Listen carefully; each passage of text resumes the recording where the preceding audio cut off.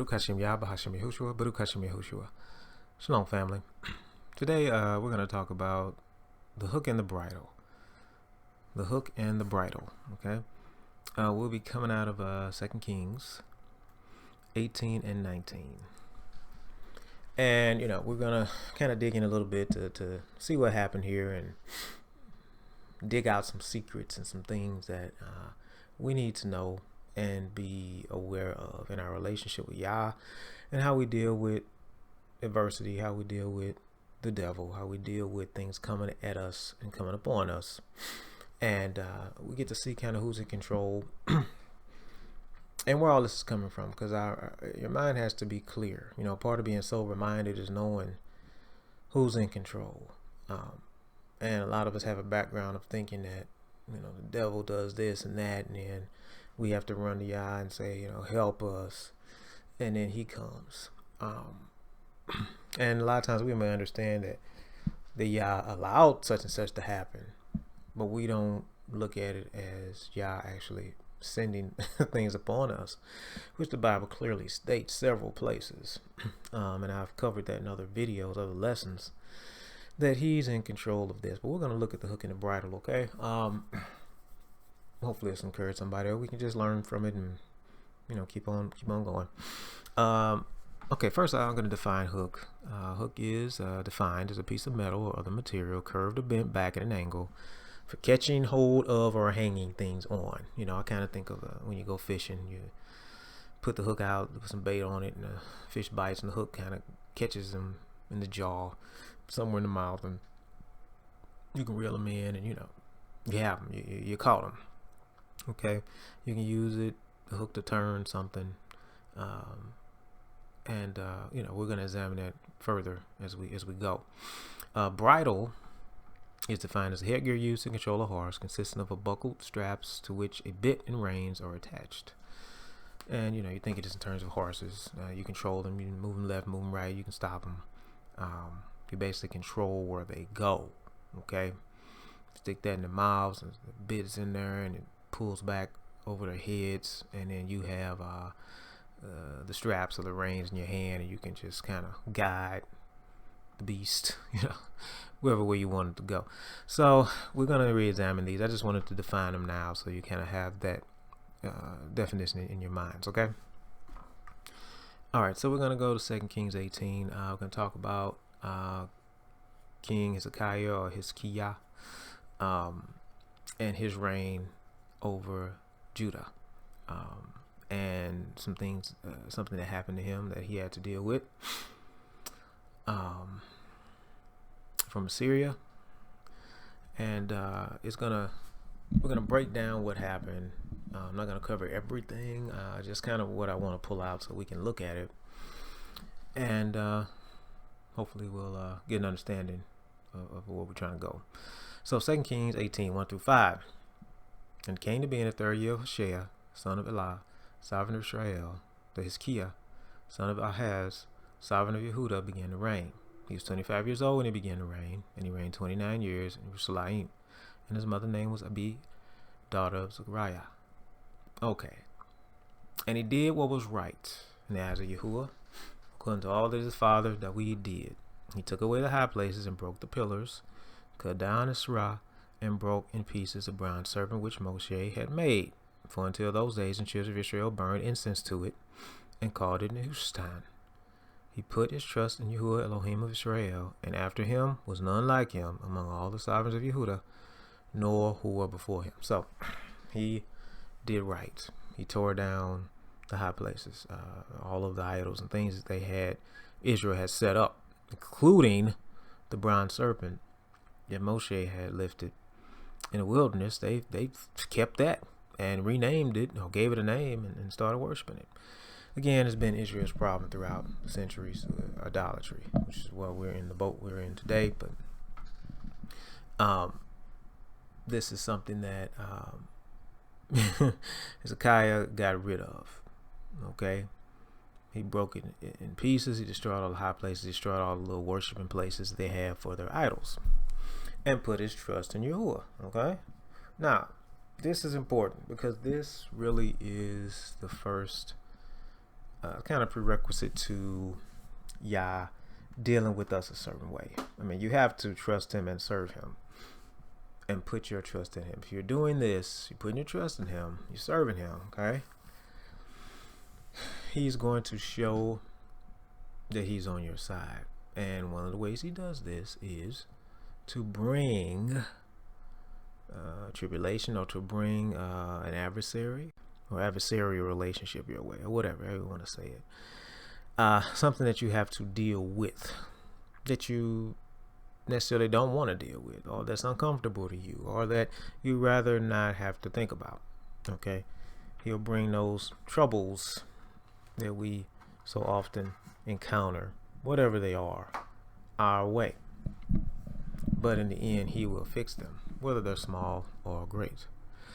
But we're going to see how he Yah brought Assyria to Judah's gates.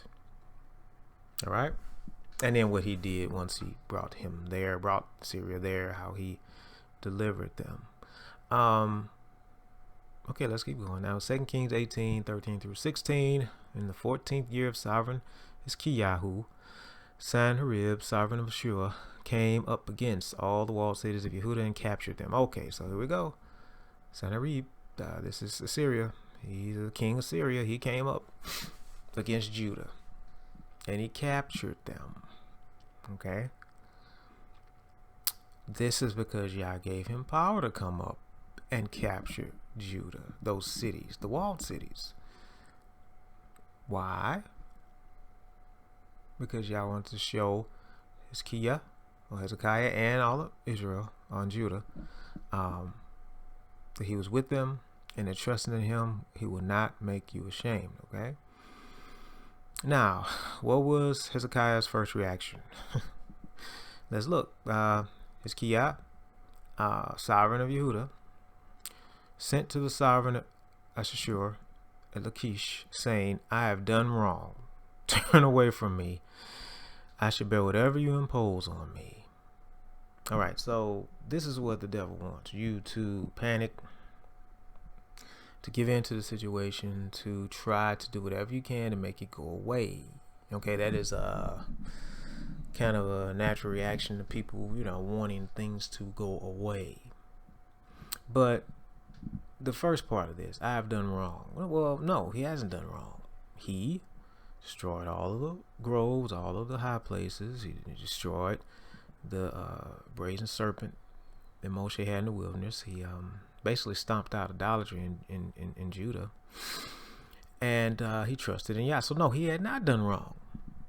But see, one thing the devil wants you to believe is that you have done wrong. Okay, so you're following Yah, you're doing all you know to do. He's going to tell you, the devil's going to tell you, you have done wrong. Okay? He wants you to believe that. And then he will try to put you in a position where you're trying to please him. Listen, most of us who dealt with, especially people, because the devil has to manifest himself through someone or some situation. Okay, that's how he manifests himself. And the situation is you're generally run by people of some capacity. Okay, and he's getting in them, whether it be person, a company, or so-called friend, family, whatever. He'll get in these people. This is how he manifests himself. Okay. And it says here, I shall bear whatever you impose on me. Now, anybody who's dealt with these people know you can't please them. It doesn't matter what you do. They will not be pleased until you are stamped to powder. Okay? You're not going to be able to make them happy. You're not going to be able to, make them go away. They will rail on you and stay if you let them. This is why you need Yah on your side and continue to trust in him. Well, he started getting a little fearful right here. It says here, and the sovereign of Ashur imposed on Hezekiah, the sovereign of Yehuda, 300 talents of silver and 30 talents of gold. Man, trying to take all this stuff. And Hezekiah gave him all the silver that was found in the house of Yehuda and in the treasuries of the sovereign's house. At that time, Hezekiah cut off the doors of the temple of Yahuwah. I mean, my goodness. And the doorposts, which he took care of, sovereign Yahuwah had overlaid. So all this was covered in gold. And he just cut it all off and gave all the stuff to the sovereign of Syria, okay? To make him go away. And I guess what? Of course, you know what? You know that didn't work, of course, right? He wasn't going anywhere. He was like, listen, you're coming with me. All right? You're coming with me. That was the whole thing. And we'll kind of get to that. But, you know, that's his thing. That ain't enough. He asked for that, but once he gave it to him, he's still saying, he's still breathing out threats. And we're going to get into some of these threats. I mean, it was a lot. I mean, I don't have all of it here, okay? But you need to read 2 Kings 18 and 19. Those two chapters are really powerful chapters to read, okay? But let's look at this. 2 Kings 18, we're in verse 22. But when you say to me, we trust in Yahuwah Elohim, is it not he whose high places and whose altars his Yahuwah has taken away? Now this is a representative, okay, of the king of Assyria talking to the Israelites, Judah in particular, who was sitting on the wall looking at him. So he was giving this speech.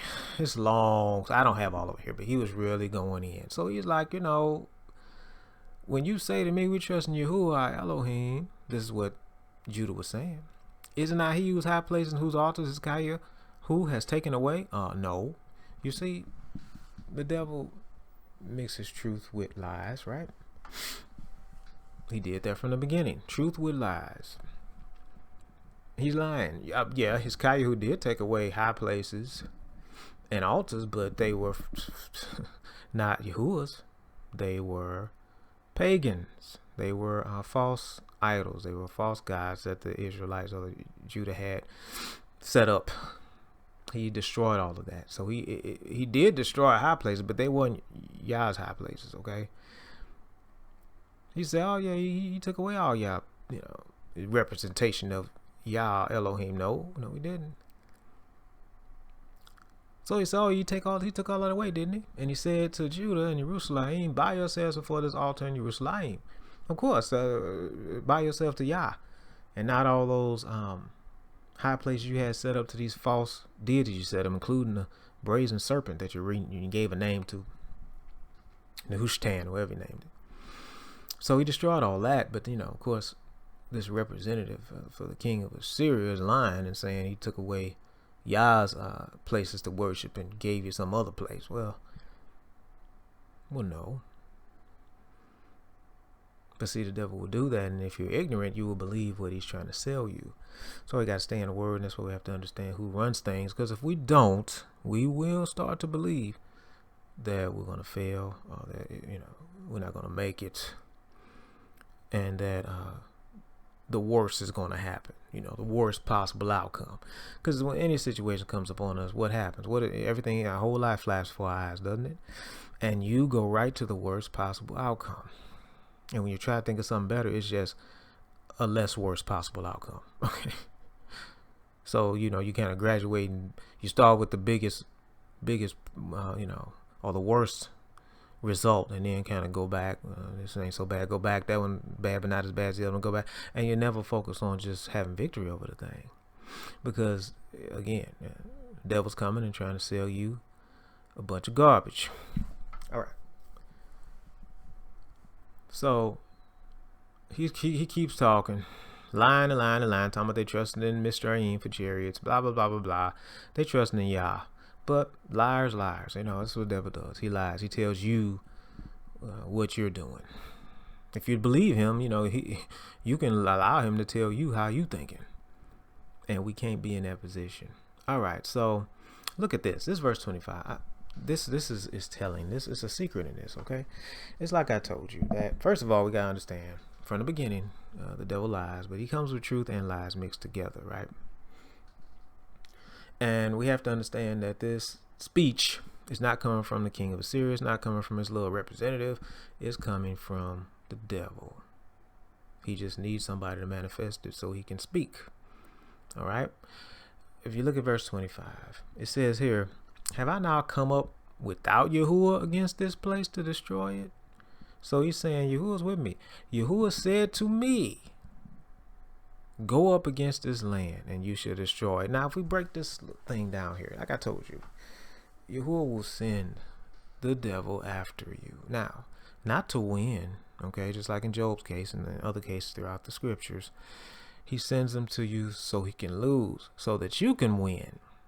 And in the victory, you understand that Yah's in control, that my faith actually matters, that my prayers actually matter, that my patience actually matters, that me believing actually matters, that me being steadfast and unmovable actually matters. But the lie is in here too. So it says, Yahuwah said to me, go up against this land. Okay, yeah, I believe that. Yeah, he sent you up against the land. But the part here, and you shall destroy it, no. See, there your lie goes. You shall destroy it. Well, no, because of course he didn't destroy it. But there your lie is right there. But in this, the devil is tipping his hand and telling you, Yah told me to come. You understand what I'm saying? I mean, and this is in the scriptures many places, okay? That Yah's the one dictating your situation. He's dictating your day. He's dictating your start, middle, and end, okay? So don't think you all alone and the devil just running amok in your life. He's going to tell you this. And it's going to feel like that sometime, Hezekiah was like, hey, here's some gold and silver, now go away. But you can't make the devil go away. You have to defeat him. That's the whole point. And Yah is the one that's going to give you the power to do it. And he will be the one to actually carry it out. So Yahuwah told him, hey, go up against this land. All right. So he did it. He used Assyria to do it. Could have used any other group that was an enemy to Israel and Judah. But he used Assyria. Assyria had already snatched up the rest of Israel, had already, because they were just all up in idolatry, just as bad. But, Judah would have some good kings that would come and do right. Okay. But anyway, let's just keep going here. We're gonna go to 2 Kings 18. Okay, because this is more noise here. This is more talking here. All right. Again, this is the devil talking to Judah, and the devil will tell us the same thing. But it says here, thus said the sovereign of Assyria. This is the representative came. Do not let Hiskiyahu deceive you, for he is unable to deliver you out of his hand. Do not let Hiskiyahu make you trust in Yahuwah. Okay? So the devil doesn't want you to trust in Yahuwah, see, because he knows that's the key. Don't do that. Don't trust in Yah. Please don't. Because if you do, I lose. And I'm tired of going out here and losing all the time. Do not let Hiskiyahu make you trust in Yahuwah, saying Yahuwah shall certainly deliver us. And this city is not given into the hand of the sovereign of Assyria. So what should we say? This is what we should say. Yahuwah shall certainly deliver us. Okay? Practice that phrase. Yahuwah shall certainly deliver me. Because this is something that the devil does not want you to say. This particular phrase right here. And this city, whether it be, your possessions, your body, whatever, your land, what you have, family, whatever it is not given into the hand of the devil. Because, the sovereign of Syria just represent the devil here. So this is something we should say because he wants us not to say it. You understand? We do the opposite of what the devil wants us to do. He said, don't trust in Yahuwah.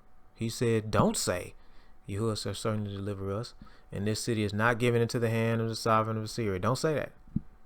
He doesn't want you to say that or think that way. So then we have to actually do the opposite, right? We have to trust in Yah. We have to say it. Okay, either in your heart or audibly, Yahuwah shall certainly deliver me, or Yahuwah shall certainly deliver us. Hold hands with your family.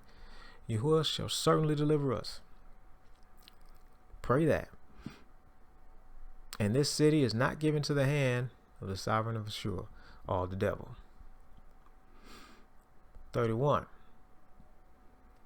Do not listen to Hiskiyahu, for thus said the sovereign of Ashur. Make peace with me. I already told you. You can't make peace with the devil.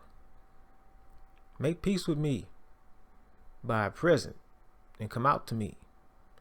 and let each of you eat from his own vine, and each from his own fig tree. Oh, you see how the devil does? It's like he got this deal for you. Each of you drink waters of his own cistern. No, we're going to do that anyway. But he'll make a deal with you, if you bow down to him, right? If you cower down to what he's doing, then he going to make everything better for you. I'll make all this go away. You just can't trust in Yah. This is what he's saying. And some of us have been there. Well, we all been there in one way or another, but some to greater degrees. But this is a pattern that's repeated over and over and over again. Okay? Make peace with me. You can't make peace. You tried to, right? Gave him some gold and silver, and that wasn't enough. So, again, that's a lie and a deception. Now, let's look at what Yah's response. Now, Yah responded. He said a number of things. Like I said, read 2 Kings 18 and 19 for yourselves when you get time. But I want to focus on this because this is where the hook and the bridle come in. Okay. Now, verse 27, this is Yah's response of 2 Kings 19. But I know you're sitting down and you're going out and you're coming in and you rage against me. I mean, we just generally talking about the devil here. I know you're going out. I know you're coming in and you rage against me. Okay. 28. Because your rage against me and your pride have come up to my ears, I shall put my hook in your nose and my bridle in your lips, and I shall turn you back by the way which you came. And he did that. I mean, there's a way he did that. He just started a rumor and had them run back. And, King of Syria got killed. And again, read that for yourselves. But let's look at this 27 and 28 again.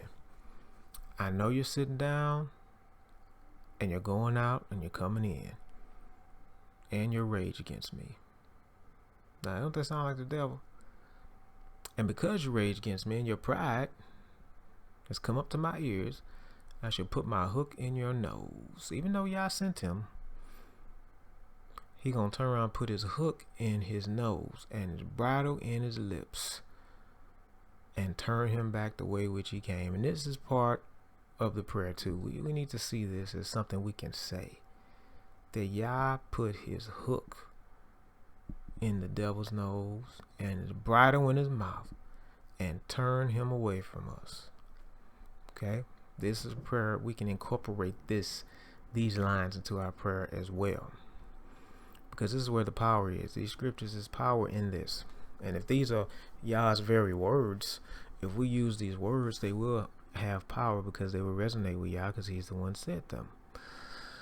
So, I don't want to talk too long with this, but this is what we're talking about. The hook and the bridle. Yah basically turning the adversary away after the situation is presented, after he comes, tries to do his damage, tries to, do what Yah sent him and gave him power to do. Again, I said this many times before, so you won't be so alarmed when things look like they're going wrong because Yah the one did it. And then you just, look at lessons like this or read scriptures like this because it'll get you in the right headspace to say, you know what? I know you're going to put the hook in the nose and the bridle in the lips and turn this mess away from me. In the name of Yahushua, that's what I would pray. Because this is the power that the scriptures give us. That we can fight and pray to Yahuwah. And he will come through for us. Okay? So, again, hopefully this encouraged somebody. But again, read 2 Kings 18 and 19 for yourselves. And there's a lot in here that will help us, especially during these trying times. A lot of junk going on out here. But we have to be hidden and sheltered. And that's a scripture too. Until the displeasure is past. But, when the devil comes at us, understand he was released or sent. And the same power to release him is the same power that's going to snatch him back. And that's the Most High Yah. Hallelujah. And may Yah add a blessing to his word.